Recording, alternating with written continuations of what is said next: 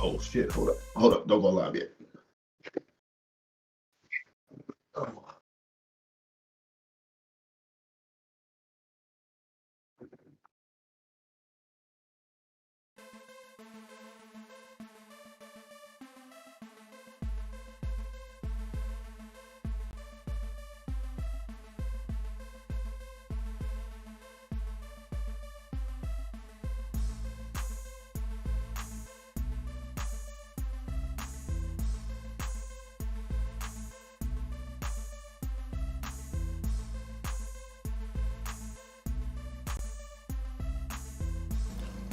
Okay.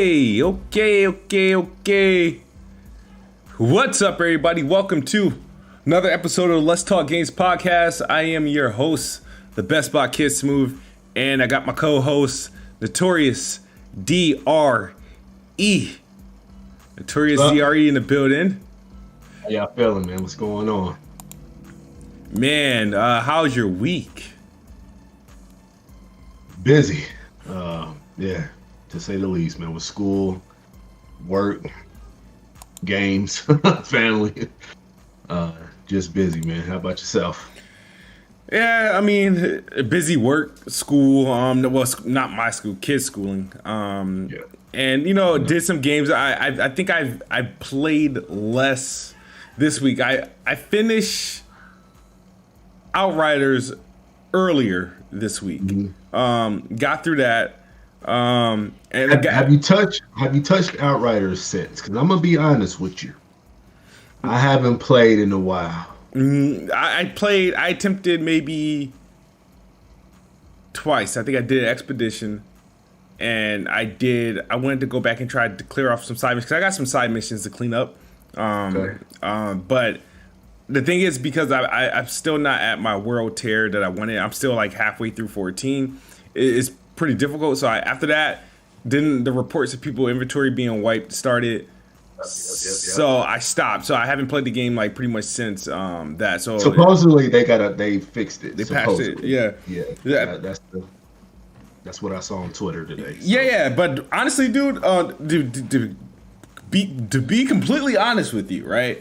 I had no intent on marrying this game, like in terms of like, I'm gonna be doing like the raids and all that stuff. I wanted to get through the campaign. I'm gonna tell you, 2 days game time, I got my money's worth. So like, yeah, that's true. I got my money's worth. I did the campaign. I maxed out my character. I got a healthy amount of achievements in the game. I felt really good about it. So overall, I had a great time, a great experience, and I don't think I would have felt any different had I purchased the game for a full 60, or I feel like regardless of how I played the game, whether it be by owning it or playing it via Game Pass, I was still pleasantly satisfied. I was satisfied with the experience and the time that I put into it. And like I said, I'm not at this point. I'm not one of those things where I like, oh man, I gotta do like everything. If they drop some more campaign material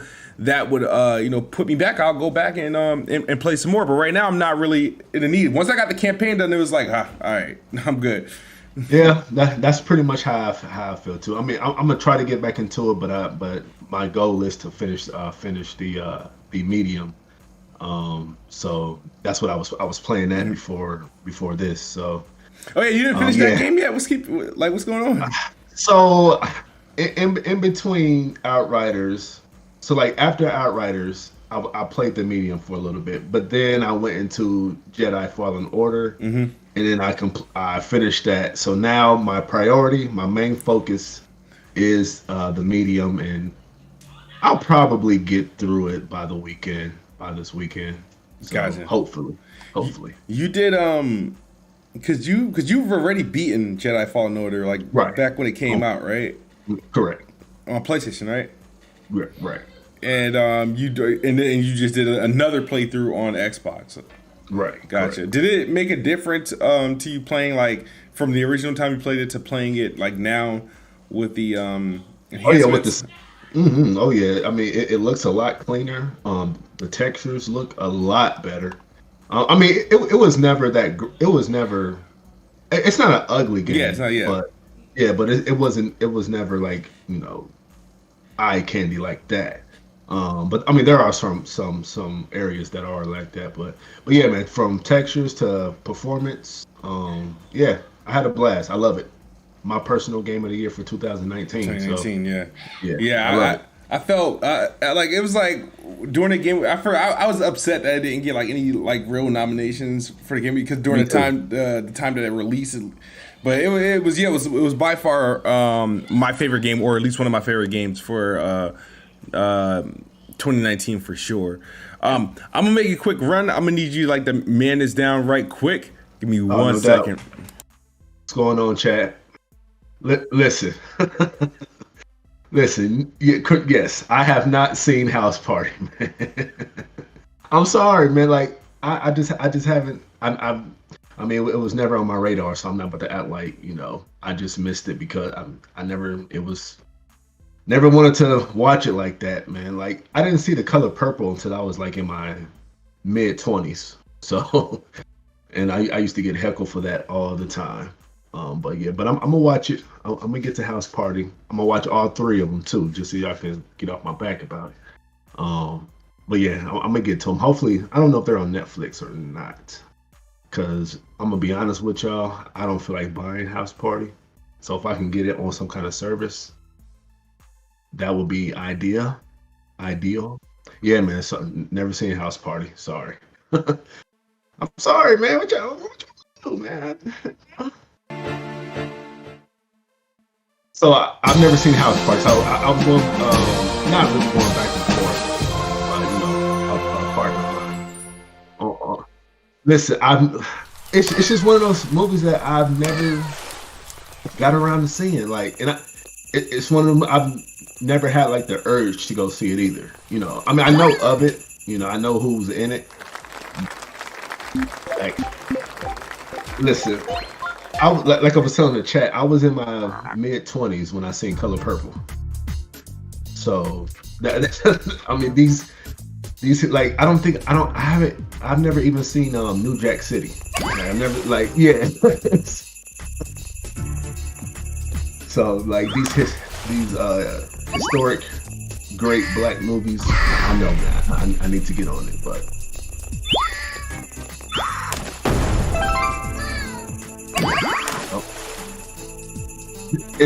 that's number 4, right? And I only know that because I think that's on like HBO Max or Netflix or one of those or something like that. But yeah, I've never seen House Party.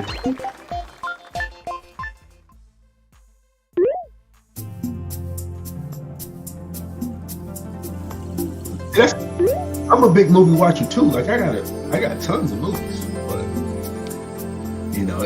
those that just never piqued my interest like that. But I'm gonna get to it.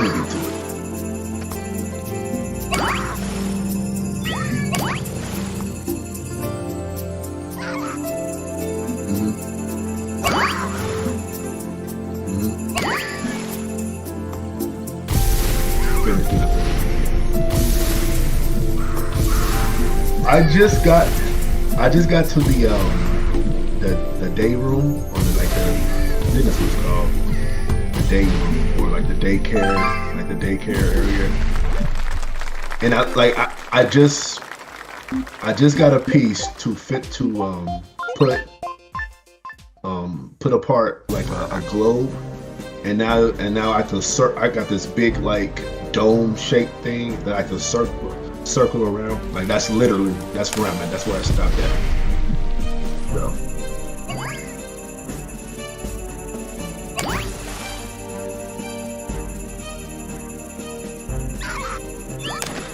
Yeah. Yes.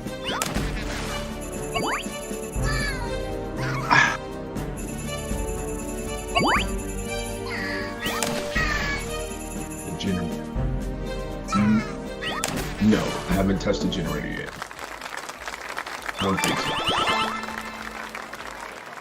I've been chased in the real world. No, not that door. Okay. All right.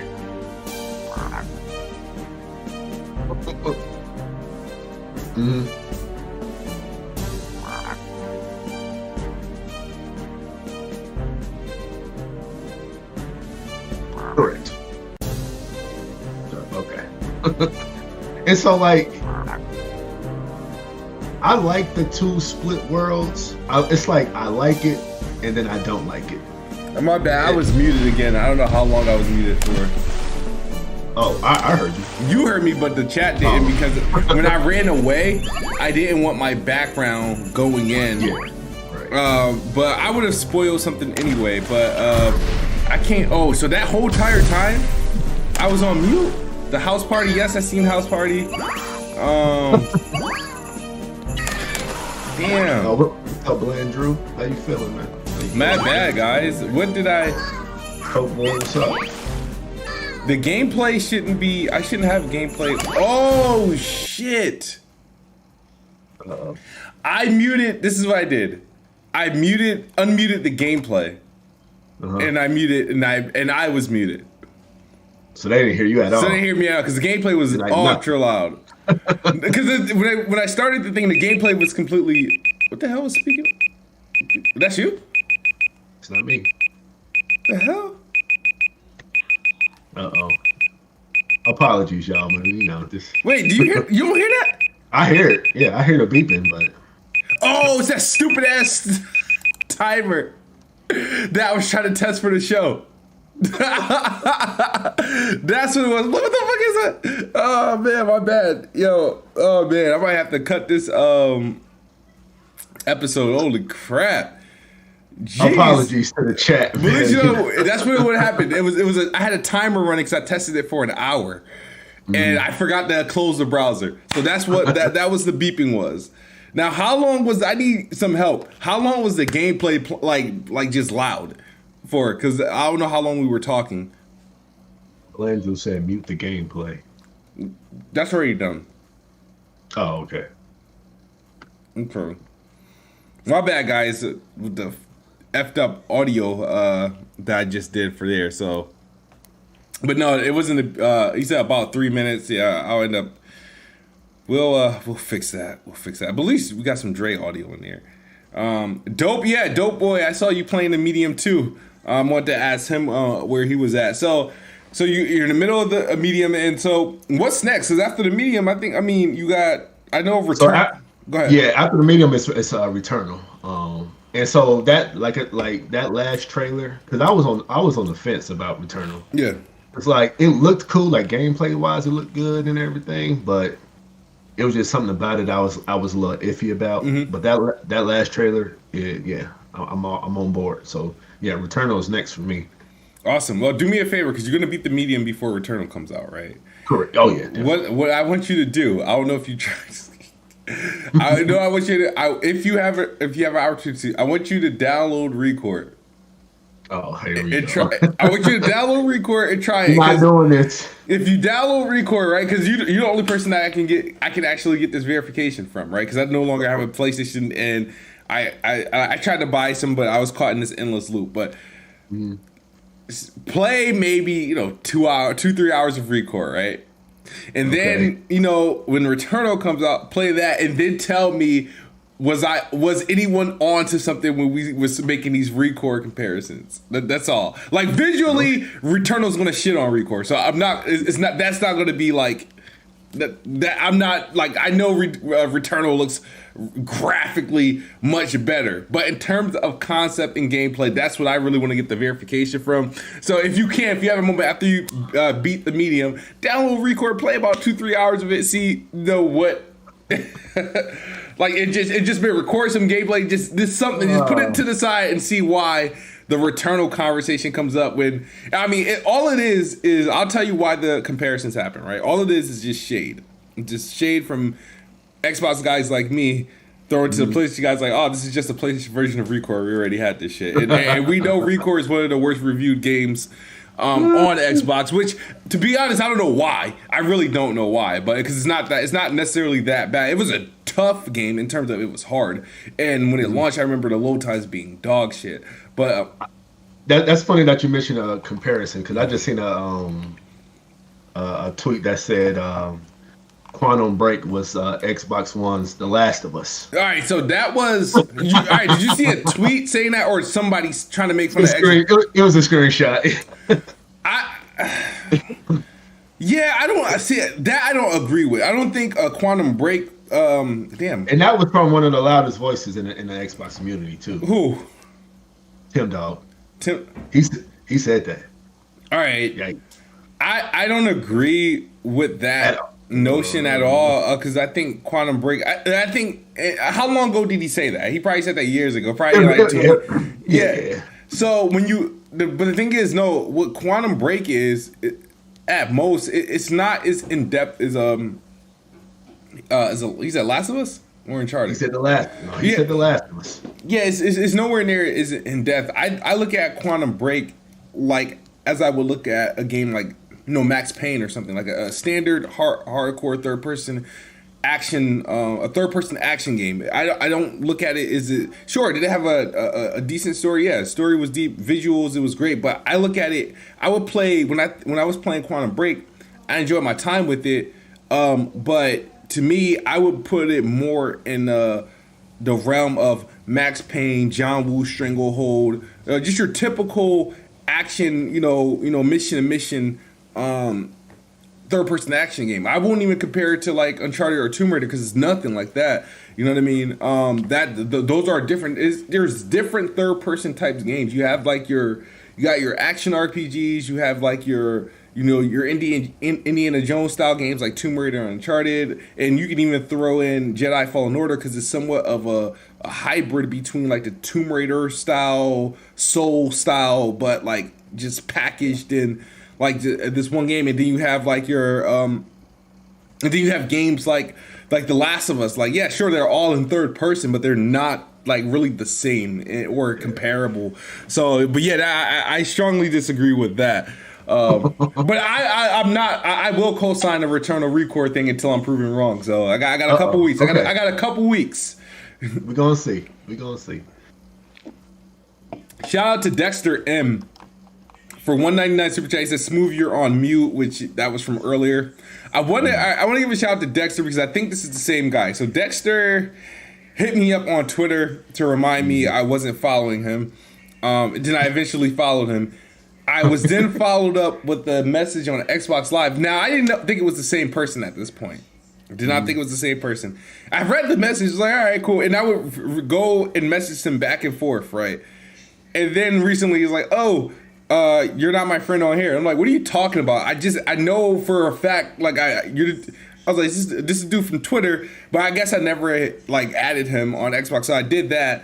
But shout out to Dexter. Every time I see that, I'm just trying to confirm if this is not the same Dexter from Twitter and from Xbox, please confirm because then I could be like throwing your background all messed up. I think it is because I know who you're talking about. Yeah.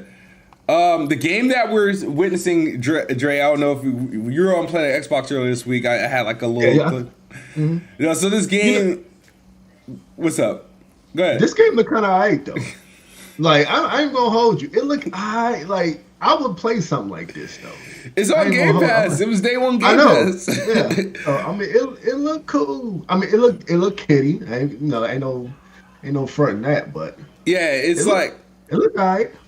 It's griefing people as a cloud. You get the rain on people, thunder strike people, snow on people. In the future, soon I'll unlock the ability to create and form tornadoes. The game's all right. It's a game to pass times on Game Pass. I figured, it'll be something that you can rack up achievements, and which it looks like you can, but it's like there's a lot of these special achievements where you got to sort of beat the game first, and then go back and do some of the things that they want you to do to get them. But overall, the game is fun. The story is there's no real story, but the developers are very how can I say? They're very hip to like the game is aware of what it is. It's like the whole campaign is a joke. You know what I mean? But if you check it out, it's on Game Pass. It's called Rain on Your Parade. Yeah, it looks cool, man. Like, there's objectives, obviously, right? Like, yeah, objective. Yeah, so those you see those little squares on the left side. So each of those are objectives, and this one I had to give up on the objective because they wanted me to guide the alien back to his ship. And I could not find the alien at all until I found out that he was in the back of a truck. And then it took me about 20 minutes to find his ship. Found that, and then I didn't know how to get him over there. I tried to shock him over there, rain on him, turn him into a snowball, and make ice on the ground so he can slide over there. And I was like, you know what, this is too much. I'm progressing on to the next stage. But that's good. Yeah, I might check that out. It's like a little weekend game. Yeah, it look cool.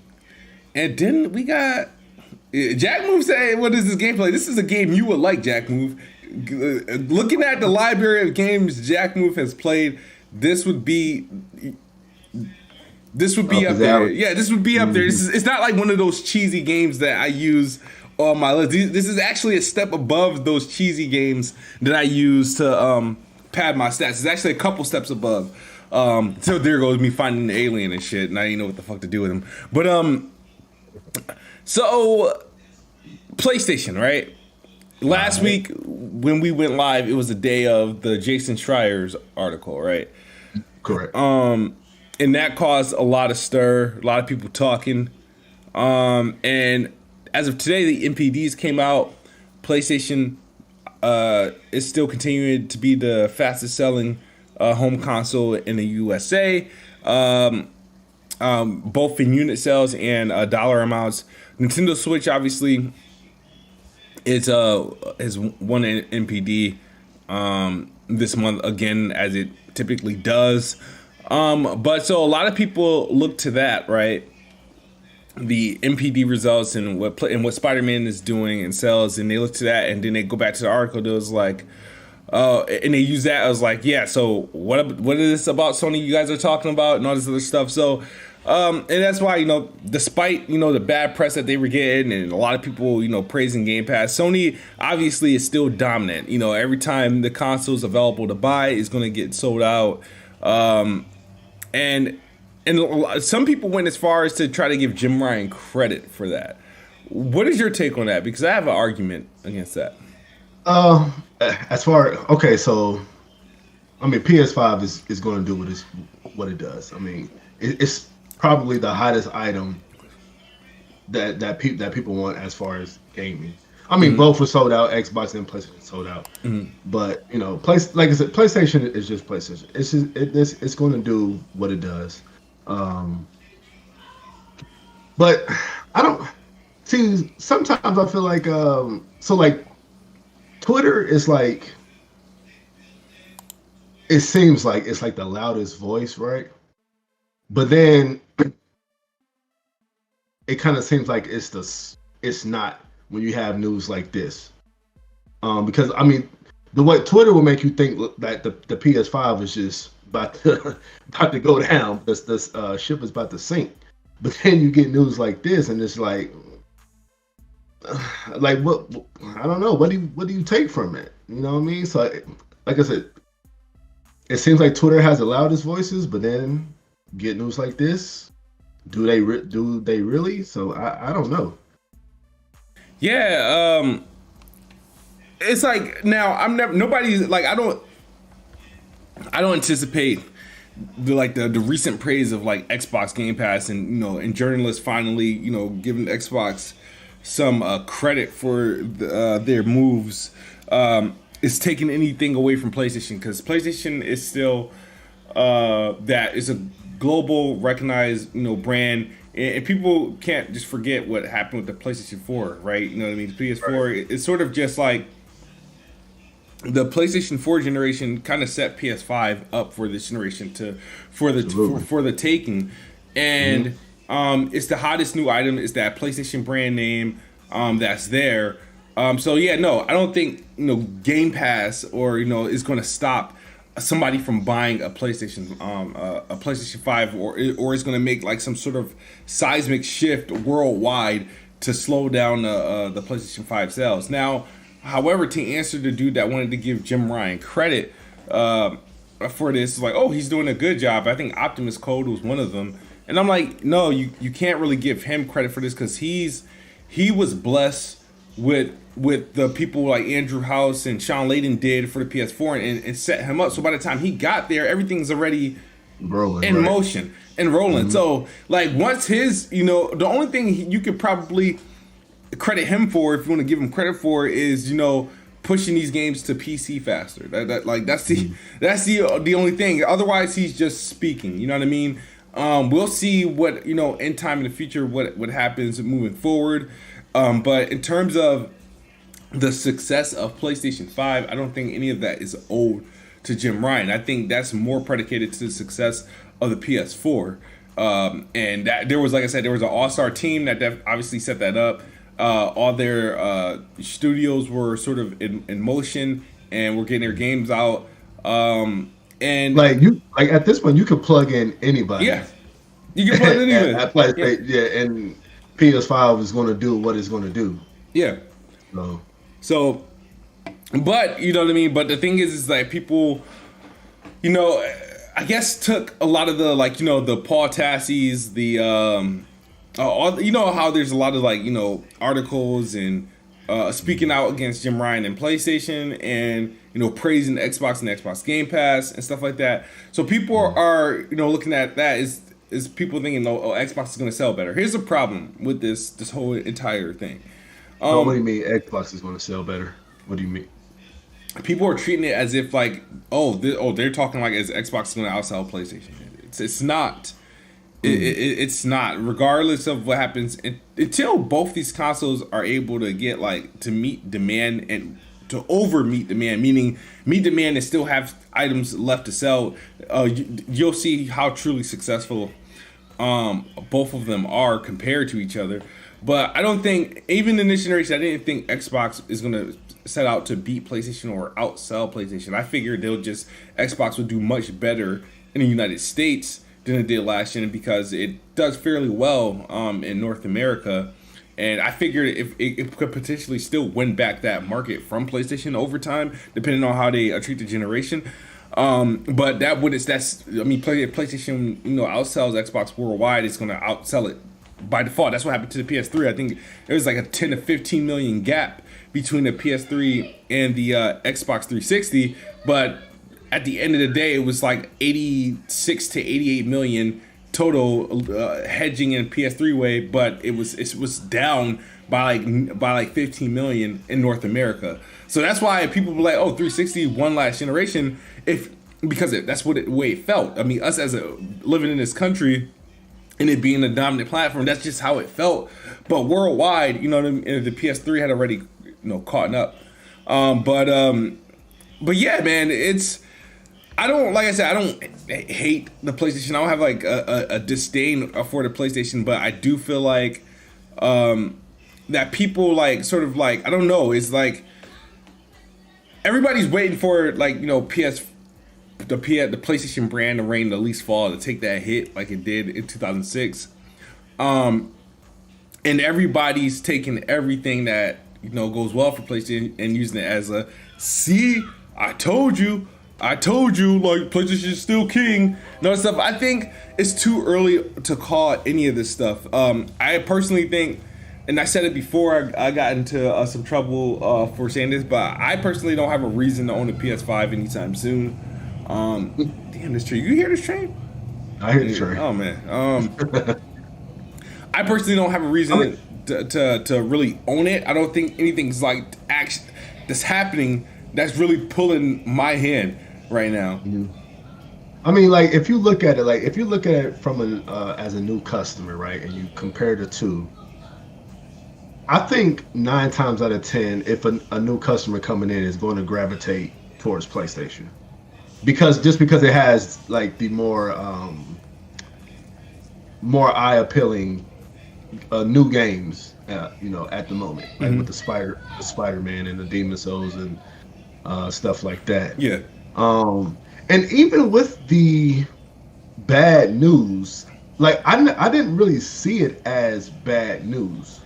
My whole takeaway with that was just the Days Gone info that I personally didn't like, and the people who were mad about it but shouldn't have been mad about it because PlayStation was just listening to what they wanted in the first place. Mm-hmm. So that's what I took from that. bad news, but it really wasn't bad news, and people outside of Twitter really didn't see it. Yeah, absolutely. I don't think. No, I didn't mean to classify it as bad news. It is like they are not getting as much positive press as they were before. But no, the thing about the whole Days Gone thing, that was actually only one sentence in that whole entire freaking article. That article was long, and Days Gone represented like one little piece, and it spawned everything. You got David Jaffe immediately went on live, got one of the ex Days Gone developers. He just had another doing it. So I mean, that's pretty much free content for David Jaffe to do that. And then you got people like really, I guess like Jason Schreier, right, has his fair share of people that ride with him because he always, has something against, Xbox. So, and then his fair share of people that can't stand him. And I think a lot of people that typically liked him are typical, like, typically on the PlayStation side up until this recent post. To cut you off, and I don't mean to, with Jason Schreier, I think the way he does journalism is kind of messy, but that doesn't mean that he's not accurate, though. Yeah. It's just messy the way he words things and stuff like that. But I guess sometimes it's truth, like from what the David Jaffe interview he had with Jeff Ross. Yeah. Which he confirmed that most of that stuff that Schreier talked about was true. So it's just messy on how he like brings it out. He exposes dirty laundry. That's what happens. And people don't like people don't like that, especially the publishers. Jason, I think, sees himself as a freedom fighter, or like, I don't know, but like he's the voice of the developers, the voice of the struggling devs and stuff like that. So he comes out, and so a lot of people don't like him. His block list is definitely longer than mine's. I'm not, like I said, I've never been the biggest fan of Jason Schreier at all. I mean, I'm not really a fan of the work. I mean, it's not like, I think his investigation efforts are great. But like I said, it's just like, every time, he has a article ready, it's going to cause like a lot of people, to argue, and people are like, who did this now? What developers being overworked now? All this other stuff. So, I mean, it's the same old stuff with Jason Schreier. But I'm happy that, PlayStation is, still doing well. Spider-Man has outsold The Last of Us Part 2. Wow. Yeah, I've seen that. Not the first Spider-Man, the DLC. Miles Morales Spider-Man. It outsold Last of Us Part 2 and Ghost of Tsushima. Yeah. Now, I mean, I would expect it. Okay. I would expect it to sell. I'll put it like this. I'm not surprised, but I'm shocked, especially with The Last of Us. But I'm not surprised because it's Spider-Man. Yeah. One of the biggest global phenomenon that we got going on right now. And that's like a one-to-one game. Like, if you buy a PS5, you're going to buy Spider-Man. But for The Last of Us, me personally, I think The Last of Us probably underachieved if Miles Morales outsold The Last of Us. Because from what we know so far, the PS5 has only sold, 5 million? And so that would mean that The Last of Us sold, maybe 4? 3.5? If people... Now, the thing is, I do remember Last of Us 2 having high, initial sales, and then a week off dropping 80%. Where did The Last of Us outsell Last of Us 1 yet? No. It did not? No. I think The Last of Us, that's what, like 20 million or something like that, ain't it? Including the remaster? I think so, yeah. Jack, if you still in the chat, help me out with, is that like 20 million? Something like that. I know it's a lot. I know The Last of Us sold a shit ton. Gotcha. But so yeah, if that's the case, because generally, right, the milestone games have been like we all remember when Spider-Man hit. I think Spider-Man had the original game surpassed 10 million. I think then God of War obviously eventually surpassed 10 million, and Horizon Zero Dawn surpassed 10 million. So now I remember the last reporting that I remember from Uncharted 4 was like 16 million. Yep. So yeah, I'm just curious. What did Last of Us do to date? Yeah, it's I don't know, man. It's not looking.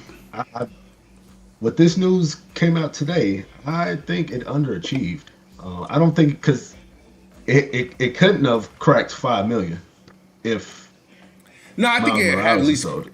Well, Miles is selling on both platforms, right? I mean, true. That's true. I mean, and we don't know how much is sold on each. So I'm just going off of just PS5 alone.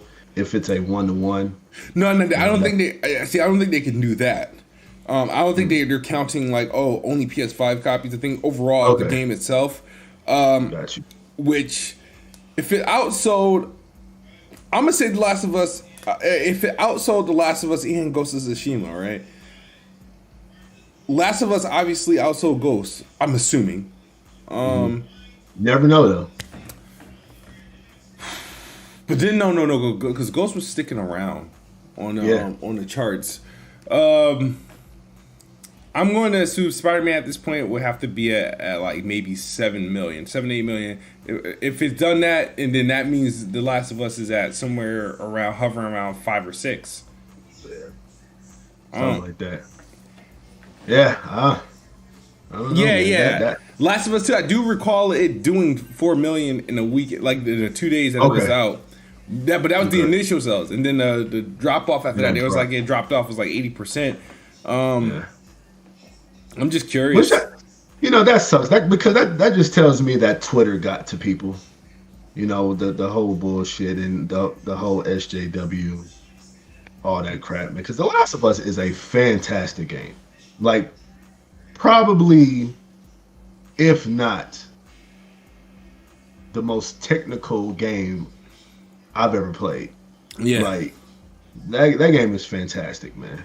So it just sucks. It was as a video game. I think it's the best game one of the best games I've ever played.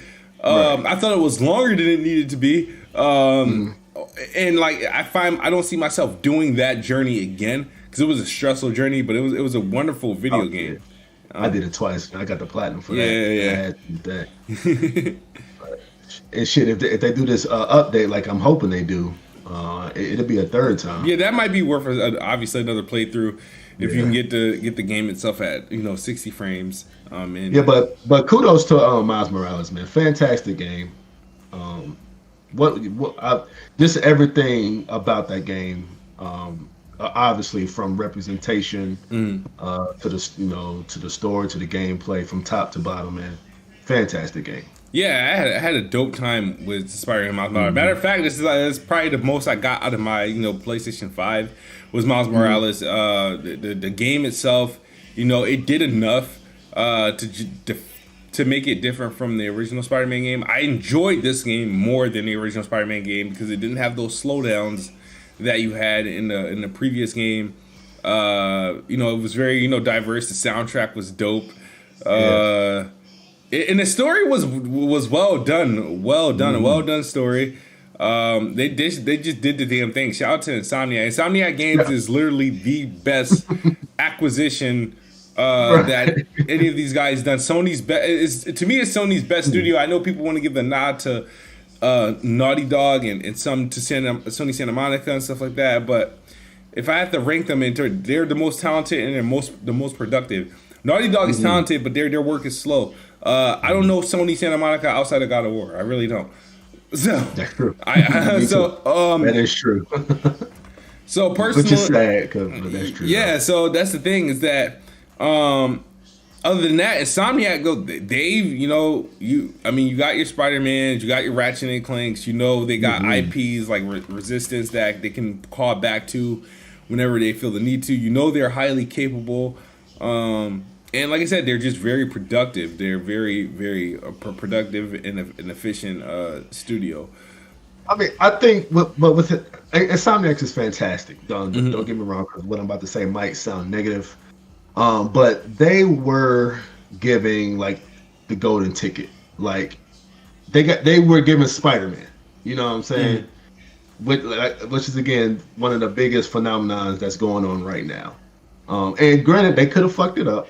They could have, but it's Insomniac. But I kind of want to see what they can do. I mean, of course, they've had the Sunset Overdrives, but it was one game that they did that was trash. Fuse? Was it Fuse? Yeah, Fuse. Yeah. That was garbage. So I kind of want to see what they can do, like creating. I mean, they of Ratchet, but do something. I want to see something different. You know what I mean? Just want to see something different. Because Spider-Man, I mean, like I said, it's Spider-Man, but kind of want to see them. You see how much more can they flex outside of those known IPs? Spider-Man, Right. I mean, that's curious to me. Oh, I mean, wasn't Resistance good? I didn't really play Resistance. Yeah, Resistance was cool. 1 and 2 were good. I didn't really like the third one, but 1 and 2 were good. Gotcha. Yeah, I remember. I know some people do like the third one, though, but I did. I remember its project name, Resistance project name. What was that? It was I-8. I-8. And a number 8. Okay. When it premiered at 2005 E3. When I saw that shit, I was like, oh. Oh, yeah, when they first showed it. Yeah. Didn't look anything like that. But. Yeah. Absolutely. It did not look anything like that. So, Dre, what's up with the Square Enix thing? Yeah, man, I seen that. I just seen that today. The rumor was that Square Enix, multiple parties were in discussion of acquiring Square Enix. That I seen that last night, and then earlier today, Square Enix themselves came out and said that that's not true. Yeah, they're not looking to be bought.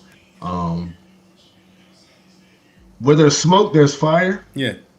So those Square Enix came out and said that they are not in the open market right now. I don't know. Yeah, like how I look at it is that if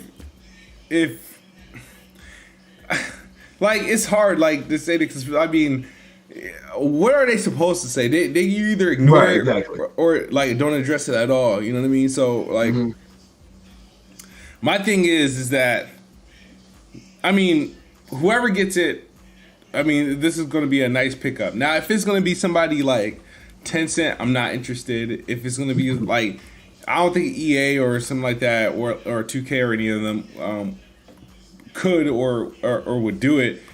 If it's going to be someone major like a platform holder like Xbox, Sony, and Nintendo, I think Sony makes the most sense for this move. If they're able to do it, I think for Xbox it will be the most beneficial. Yes. Nintendo, obviously it could be a move for Nintendo too, but they won't be making the same type of games they have. They'll be making like particular games.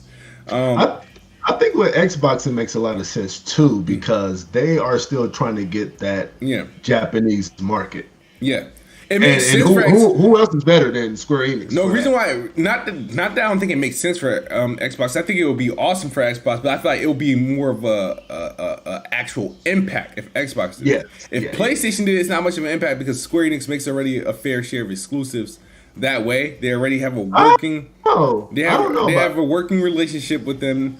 Like they're big, they're mega games, right? They're sole IPs. Like you got Final Fantasies, they got Kingdom Hearts, you got Dragon Quest, you got what's the other one they did, the new one project out Forspoken and whatever. Like a lot of these games, if like they have some multi-player games, but a lot of their those IPs are up until really the last 2 years have been exclusive on PlayStation or PlayStation and Nintendo with some sub games. Like Xbox didn't get Kingdom Hearts, and literally until Kingdom Hearts 3 came out. And then Kingdom Hearts 3 came first, and then all those remakes that they did, it came out shortly after. I think it would be a big shakeup though, because remember that Square Enix does have like sub studios like Crystal Dynamics. And that's stuff that's what I want, bro. If you ain't gotta sell the whole thing, if Xbox just need to grab Crystal Dynamics and IO Interactive and let Sony get the rest of the shits, the ones that are in Japan or something like that. But you keep the ones that if Sony were to get the whole umbrella, like Square Enix and everybody with them.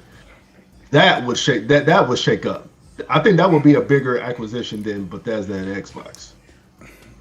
Because not only do like the Western people they buy Square Enix games, but then you got the whole Japanese market on shutdown. I mean, granted, PlayStation does have it already over Xbox, but it would be good night for Xbox in Japan. I think Xbox only places an offer if Sony is the other person looking to make the acquisition. I don't think anybody's outbidding Microsoft if it becomes a bidding war. When it comes to money, if it comes to money, if it comes down to pricing, I say Microsoft would easily. It's like if they spend $7.5 billion for ZeniMax, they'll do that again or more for Square Enix if they had to. Oh yeah. I think they would have to. So my thing is though, but what? All right. So here's the thing, right? That we got to figure out. So people believe Square Enix is for sale despite what they posted, right?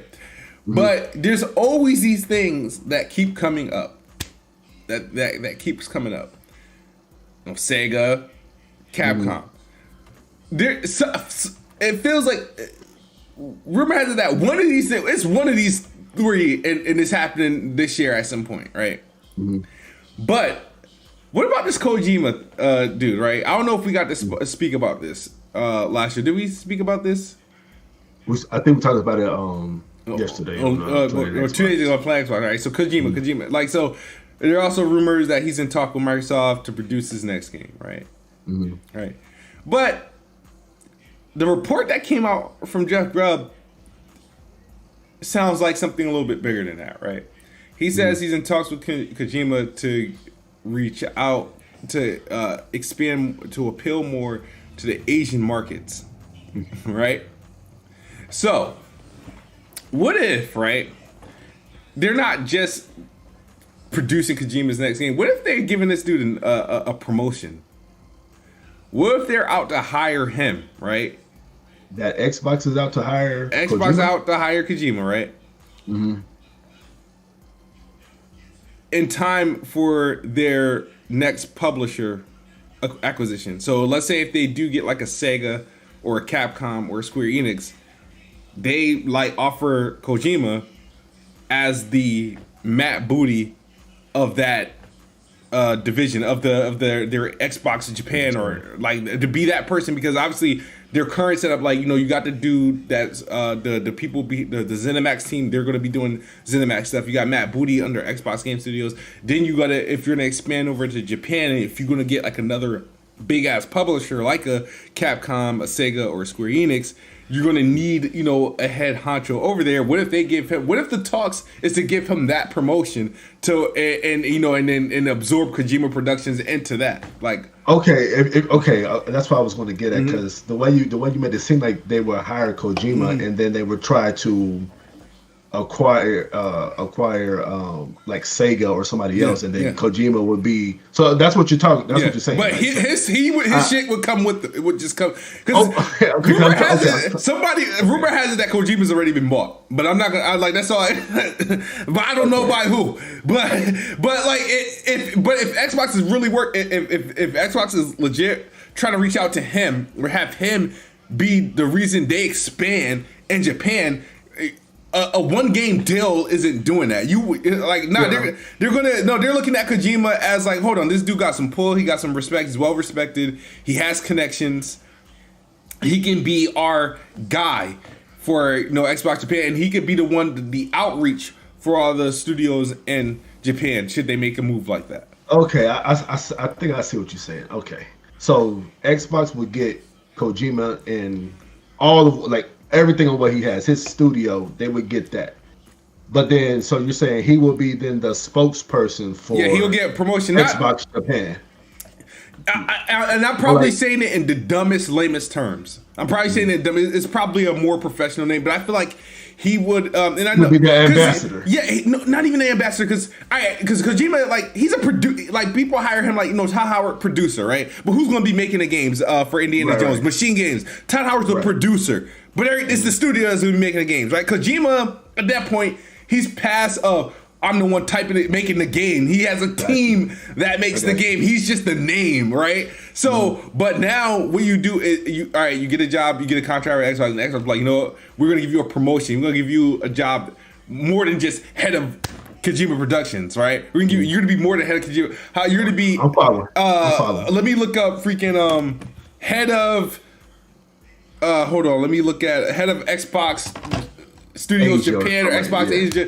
But everybody, when projects are being done, right, for games and stuff like that, they don't go to Phil Spencer, they don't go to Matt, but they go to Kojima. Got you. I got you. Okay, I'm with you. And then he's that direct talk to, like, that. I don't know. I'm just. I see where you're going. That would be huge. Yeah, because I mean he's the myth and the legend, and I don't know how, but he has a lot of pull. So in the gaming industry, if that were to happen, that would be big. And you know what? If they were to acquire that, I could see that him being the Phil Spencer of the Asian market or Japan. Excuse me, I don't want to be rude or anything, but I see what you're saying. So you're saying that he is the attraction to pull in either Sega or Capcom, or not that he's the attraction, because I think that part is already like sort of like done. They're just looking for, like, all right, who can we get to like strengthen our relationship with these teams in this market and make sure things go smoothly, you know what I mean? So I feel like regardless, because right now Phil Spencer ain't it, right? That what you're saying. Phil Spencer isn't that guy to get these. No, it's not that he's the no. It's not that he's that, but that you need somebody in place there. Right now, there's no like you. It's not that he's Phil Spencer. Like I said, he's at the seat at no Microsoft. He's like, and then Matt Booty sort of filled in his previous role, but so Matt Booty's more so the head of first party, right? But Matt Booty isn't the head of Bethesda because now they're too big. It's too many studios for him to be the one that have to go to all of them. So currently, Bethesda already has a Matt Booty like person that was already there that they just absorb it, and now they're still going to maintain their position because ZeniMax is 8 studios deep. So and Matt Booty has already to review 15 studios. Whoever is in charge does the ZeniMax have 8 studios, and then however many studios they absorb from Sega, Capcom, or Square Enix, that's going to be another fucking 5 to 8 that somebody else has to do. That'll be under Kojima. Yes, that's what I'm. Yeah, yeah. Got you. Yeah, that would be huge. Kojima, that would be a bag and a half for that dude. But yeah, that would be dope. Now there is a little so you know how Phil Spencer started this whole thing where you gotta check the background now and peep out the background. Okay, so with the Resident Evil 8, Mark Cerny was on the Capcom thing, and so now people are thinking that Sony and Capcom are about to merge. Because the Xbox wasn't on their their celebrate. I think it's 25-year anniversary or something. I forgot what it is. Something like that. Something like that. Yeah, so but the thing is, they did a lot of work with Capcom, a lot of partnerships, so which is expected. But yeah, like if there was more Xbox party, then you could sum up like some sort of like acquisition is about to happen or something like that. I don't think Sony moves like that. You know what I mean? They historically didn't do things like that. Could I see them buying like a Capcom? Sure, if they can afford it, absolutely. I can see them doing it. They can. I don't see why not. That would be hurt. That would hurt too. Because you got a whole lot of IPs there. I would need to do something, man. Do you think? I wouldn't say they need to do something. Yeah. Let me rephrase that. But it's time for them to get on the ball, right? Like they gotta make something happen. The studios they have are fantastic, no denying that. But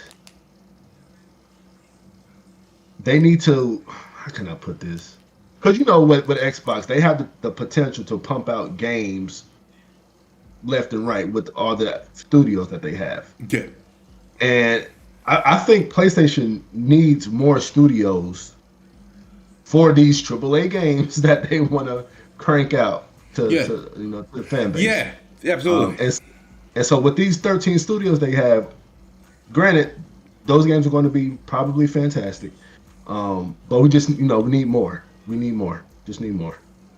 So yeah, they need to do something. Yeah, if they're going to be, turning around the work, if they're going to be focusing, AAA, blockbuster experiences, those games take longer to turn around, more money to turn around. They do need studios.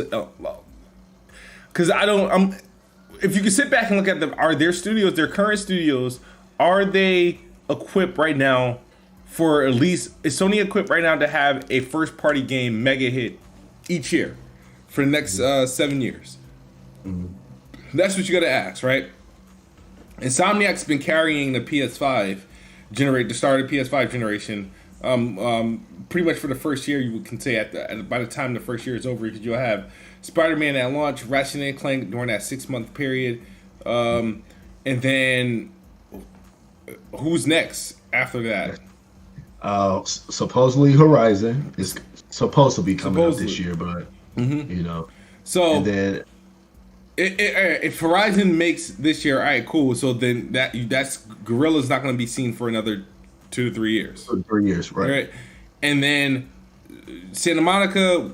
We expect. Supposedly they're coming out this year. I doubt it. It's April. Haven't heard nothing. Not happening. Let's say 2022, and the next time we hear from them, another 2 to 3 years from that release point, and then Naughty Dog. I don't know. Depending on the article, I don't know what's next at this point. Yeah, but I think Naughty Dog is working on something new. Because I think the Last of Us 2 patches coming soon. With that Last of Us remake, I don't know. I don't know any. Who knows about that? But I think they're working on something else. So that could be 2023 maybe. And then you got Ben Studios, who's working on a new IP. We don't know how. We don't know how far that's come along. Yeah, because they just started that. So that could be the end of a generation game, much like how Days Gone was. Yeah. So that's what I mean about they need to start acquiring some studios so they can start pumping out these games on a regular quality games, obviously, but they need You know what I envy, right? What's that? It's like when did EA acquire Codemasters? What was that? That was earlier. What was that? Like early this year? Earlier this year, right? And their first game comes out the first game that comes out since the acquisition is in July. And who's the publisher of that game? EA. So it's like an immediate turnaround. That's why when Xbox make the acquisition, it's like, why is all this long ass time between them producing the game that's actually for Xbox versus they still got this stretch of time that they got to put out all these damn multi-plats. It's I get EA is a third party and it doesn't matter because the games that they're publishing are going to be multi-plat anyway. It just seems that was an instant turnaround. They just acquired them a couple months ago and you ready in July is your first game going to come out under your umbrella. So And then obviously Sony with Insomniac, but then again, Insomniac already had games in development for PlayStation at that point in time. But the dividends was just quick, or how quick the turnaround time. Ninja Theory would be the only, I think, team under. They're up next, right? Ninja Theory. No, like since the acquisition, all right. So Ninja Theory and Obsidian like were the only ones to turn around something fairly quick, and that was Bleeding Edge, which is already dead. For Ninja Theory, it came out like shortly after, and then Grounded, which is a game preview game, which is officially launching this year. It goes live, the actual game, but it's been I mean, it's been successful so far in its current state. But in terms of everybody else, they all had like either pre-existing projects or they're like just starting projects. So that's why it's like studio acquisitions are like fun and cool and whatnot. But after like once it's over, it's just like, all right, now what? So what does Xbox do? Like what besides 343? Mm-hmm. I'm asking because it seems like the launch and for a good 2 to 3 years, Xbox was expecting Halo. You know, it is expecting Halo to carry them for the next 2 to 3 years. But what's that's a gap. Like where is everybody else in? Where do they fall in? I mean, obviously not Bethesda because they just got to, acquire and everything. But where is everybody else? Where are they falling in at? Everybody else is all right. So when you factor in, all right. So Ninja Theory, like I said, they have 3 projects that we are aware of. Those 3 projects were Bleeding Edge, which came and went, Project Mara, and Hellblade 2.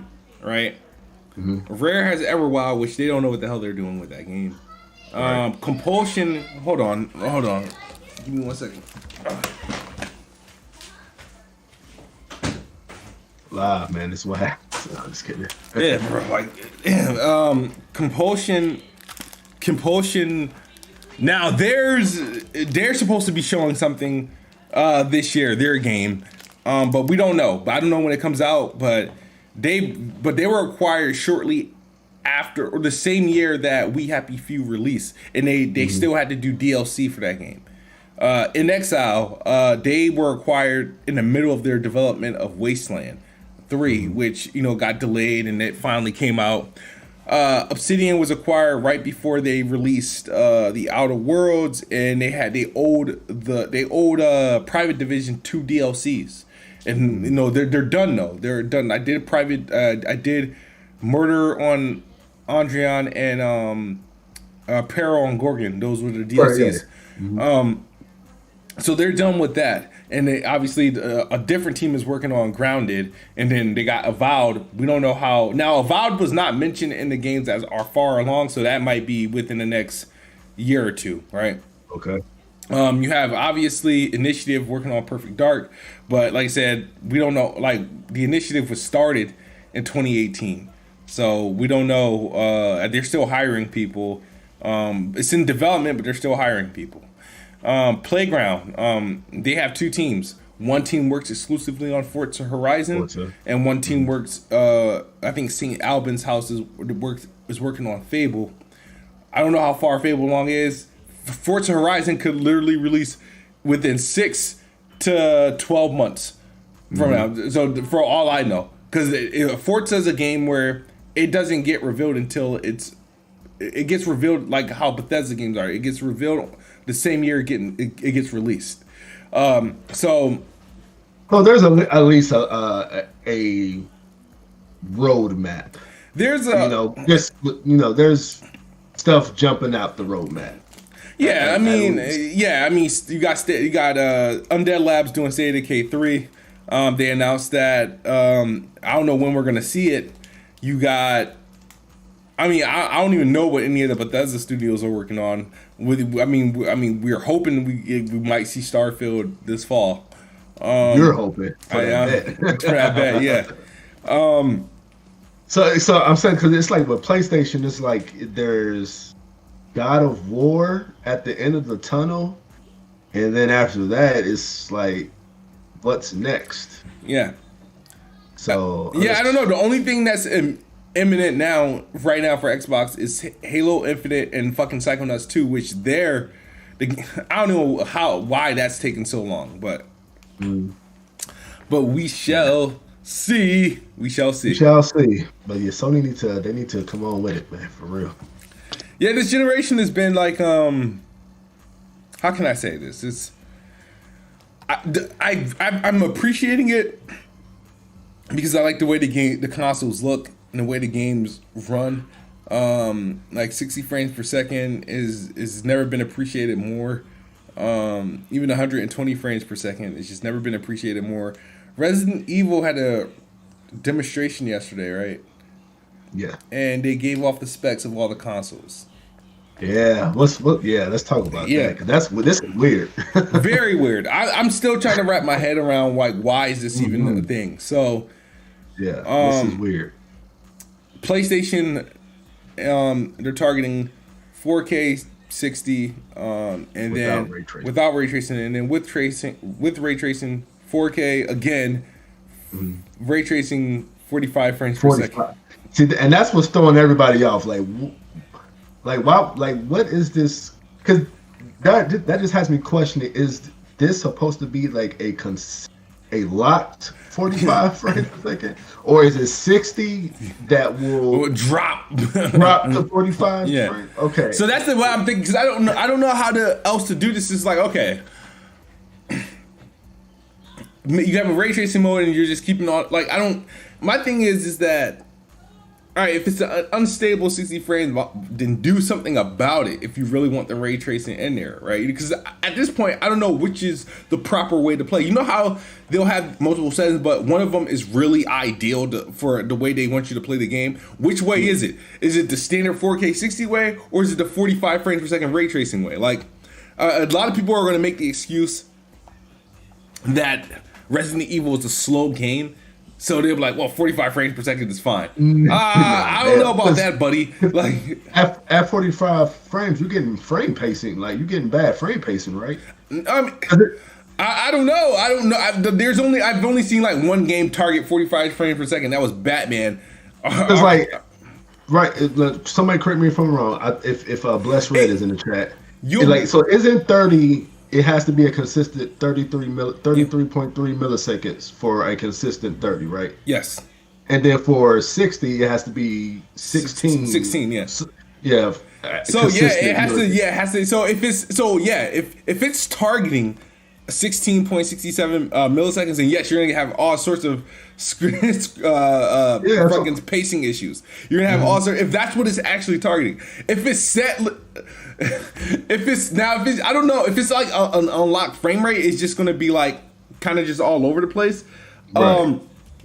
I think if they felt confident, like, hey, we can get 1440, if we can get 45 frames, hell, we could probably even get 60 frames at 4K or close to it. We get close to 60 frames per second at 4K with ray tracing. Why not just say, okay, let's get like a better performing game at ray tracing. What can we do here? What do we need to dial down? I'm looking at, if it's still 4K, bring that resolution down. If you really want ray tracing in that, bring that shit down to 1440p. Bring it because you got 45 frames per second at 4K with ray tracing, dude. It's okay. Bring that resolution down, or put a dynamic scaler on that shit from like 1080p to 1440p or some shit like that. Do that.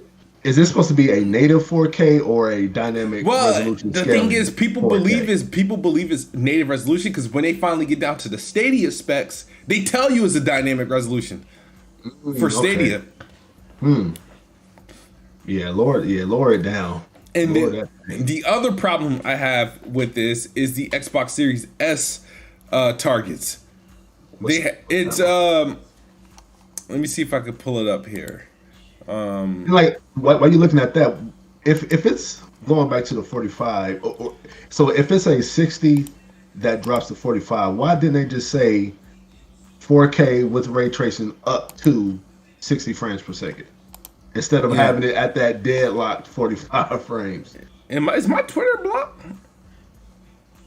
I don't know if my Twitter, it might be blocked because I'm not like, I can't even look at my own page. I got it. I'm pulling it up right now. Let me see. So this says Xbox Series S is without ray tracing is 1440p 45 frames per second. That's without ray tracing. Yeah, without ray tracing. Without ray, it's 45 frames per second. 45 without ray tracing. Without ray tracing. And with ray tracing, what is it? 30 frames. What resolution? 1440p. Why? But here's the thing, though, because I'm looking at it some more. Here's the thing: the Xbox One X is 1080p 60. Yeah. And when it's set to high resolution mode, it's 4K 30. Yeah. Right. So and the same thing for PS4 Pro should be the same thing. Yes. Now I don't get that. I don't get that.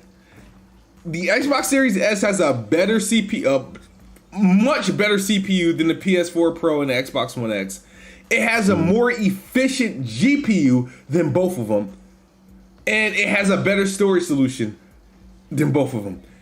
Why couldn't they? I don't care about the resolution at this point, but how can you not get 60 frames per second at like 1080p at least? Why is that not a target? Like if you wait, they got 1440p right at 45 frames per second with no ray tracing. No. They got both modes as 1440p on the Series S. Both modes. That's right. That's right. That is correct. That is weird. I don't get it. I'm just that's gonna be one game I'm very interested in the comparisons at this point, because it's like, okay, I don't see in which area where they could not get 60 frames per second. When can you not get 60 frames per second on that CPU on a freaking RDNA 2 GPU? How? Especially without ray tracing.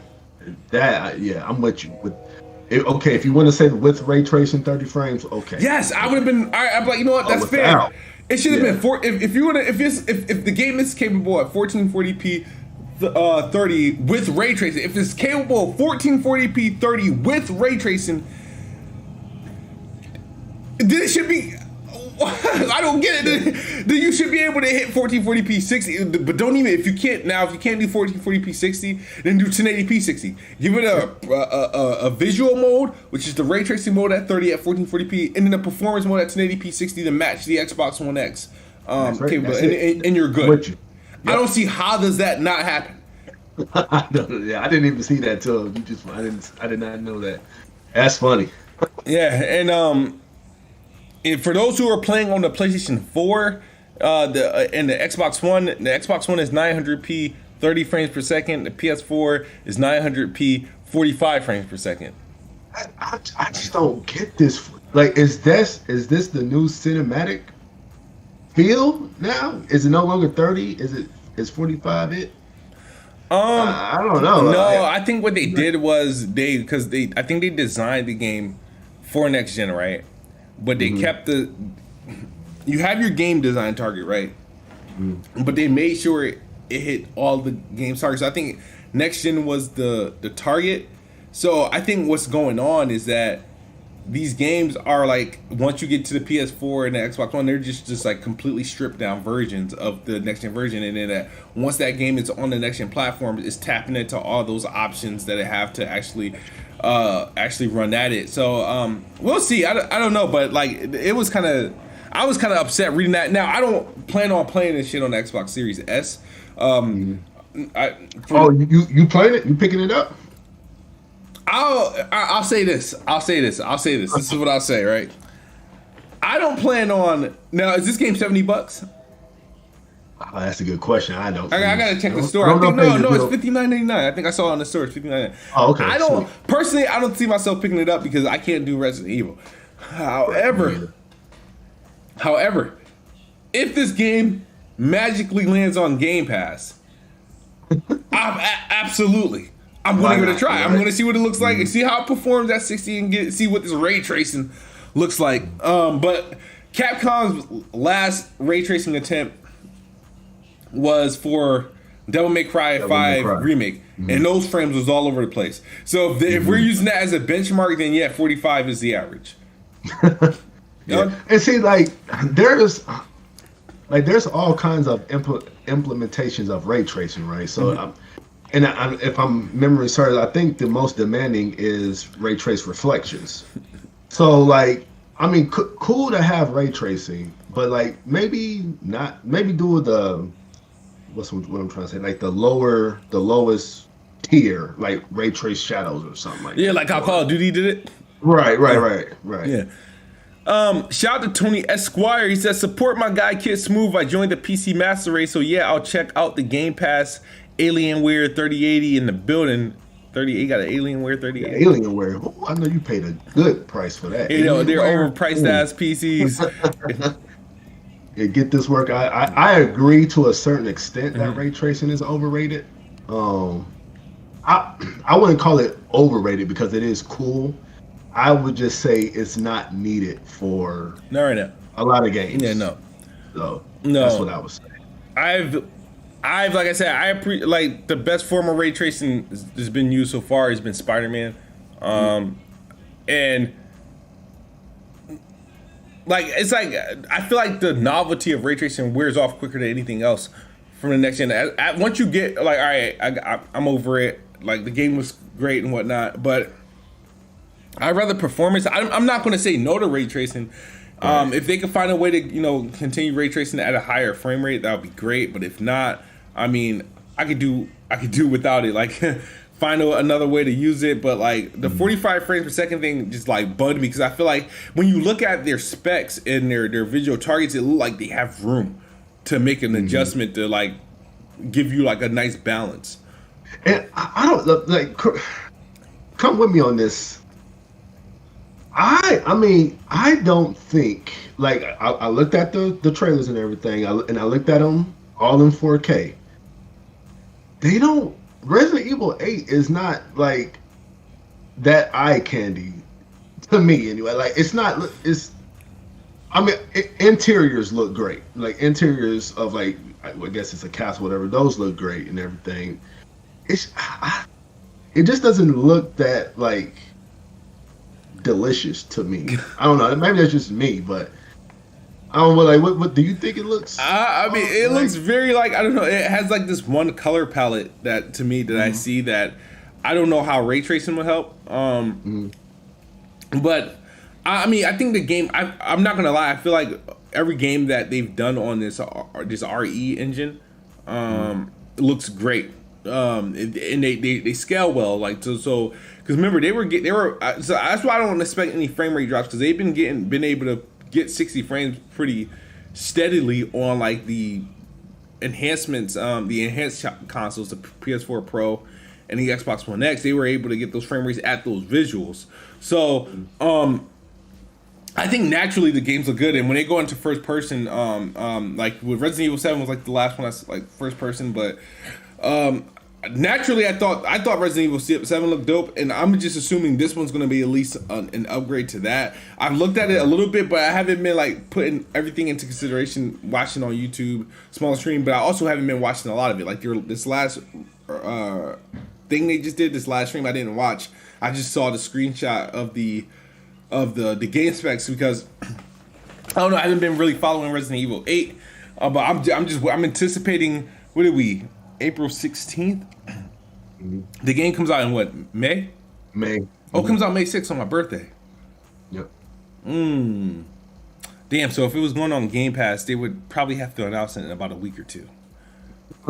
So I'm just holding out. I'm just holding out to see if they manage to get it on Game Pass. So Outriders done spoiled you now.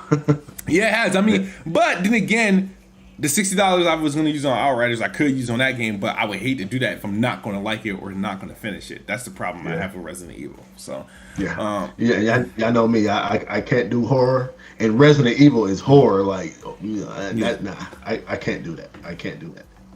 Yeah, so that's a skip for me. Skip.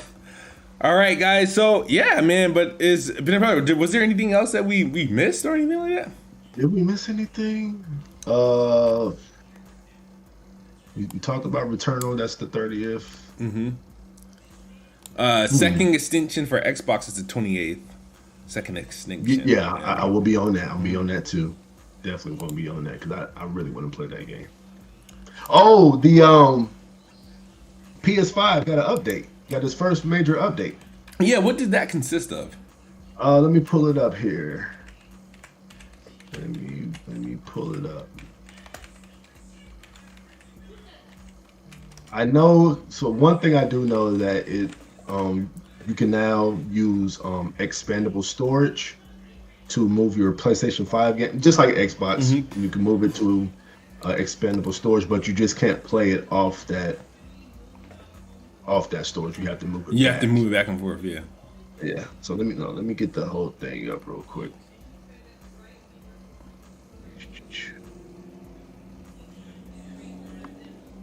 Okay, here we go.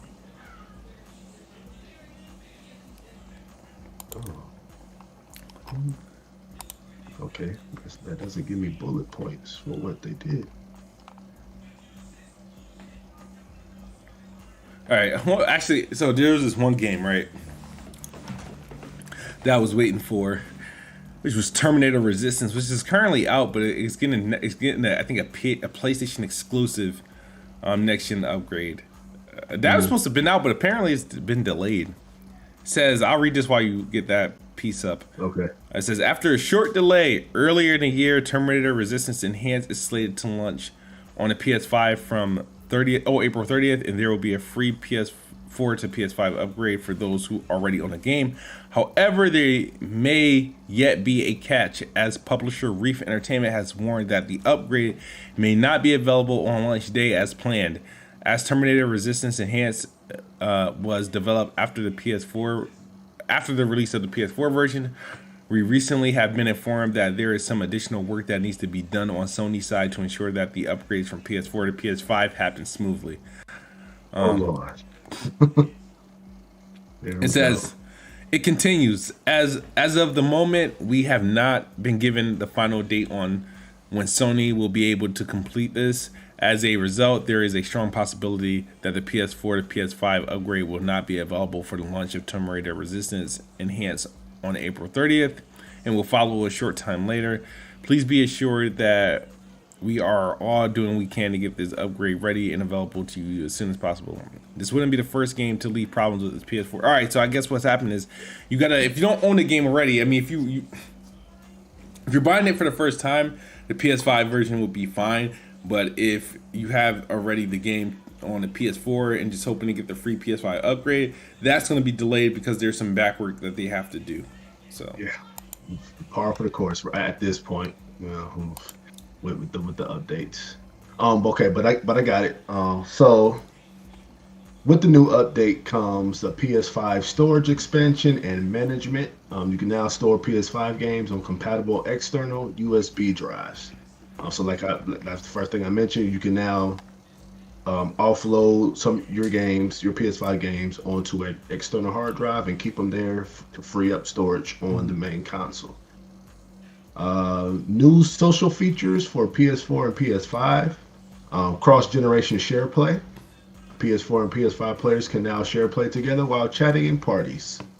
This means PS5 console users can let their friends on PS4 view the game, even try out the PS5 games through PlayShare. So we all know how PlayShare worked on PS4.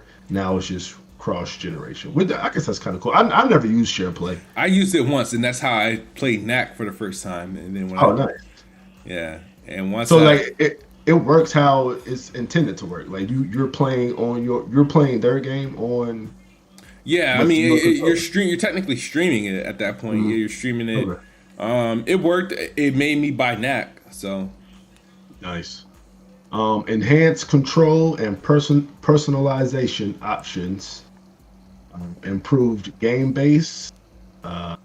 So basically, this is just an improvement on like the activity cards. Mm-hmm. You can disable chat or adjust player value. Game update pre-download. Once it's enabled by developers, title updates for games will be pre-downloaded to your console if the automatic update setting is enabled. I pre-download. Oh, wait, isn't that? I thought that was already. I thought that was a thing. I mean, I know on Xbox it's been a thing, but I didn't know that was actual. You know what? Now that I think about it,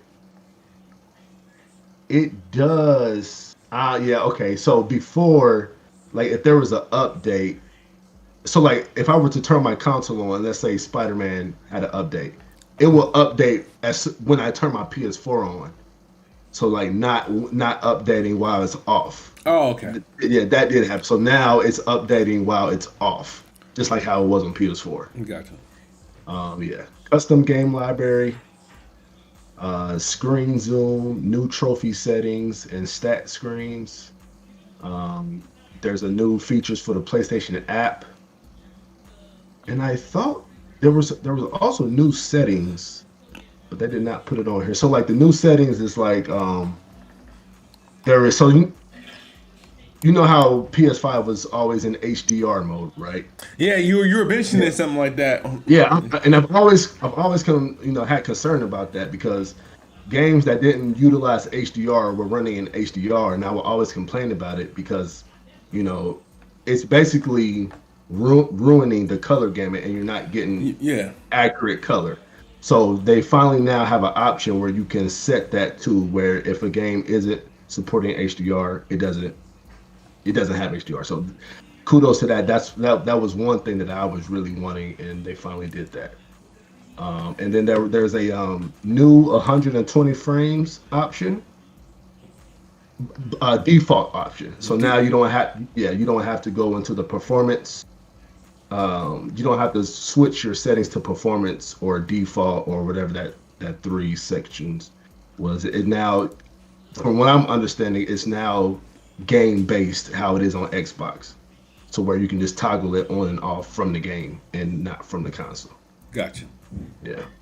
And then there's like HDCP links where like if you turn off your TV, it turns off the PS5, and if you turn on the PS5, it turns on your TV, and vice versa and stuff like that.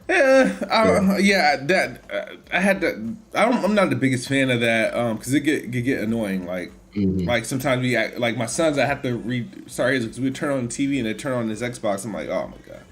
Yeah. So yeah, I think that was pretty much it. This is the first big update, which I do like some of the changes that they've made. Supposedly, the rumor is that the big update is coming this summer with the VRR 1440p support, and probably a couple more things. But that's the update that I'm really. SSD expansion. SSD, yeah. So supposedly that's coming in the summer. Okay. I hope. Same here. Hopefully, because then I'll finally, I'll get one and maybe I'll buy an SSD. But man, we appreciate you guys tuning in to the show. Hope you guys enjoyed. Hit that like button, hit that share button. Make sure your friends are able to watch us at least on demand. And we will see you guys next Thursday. Peace. And peace. And Twitter's broken, by the way. Friday. Yes. I don't know why I keep thinking we go on Thursday. Next Friday, Let's Talk Games. Fridays, 7 p.m. Eastern. Twitter's broken, by the way. So if you go on Twitter and you can't see nothing, your account is not suspended. Twitter's broken right now. But that is the show. We will see you guys later. See ya.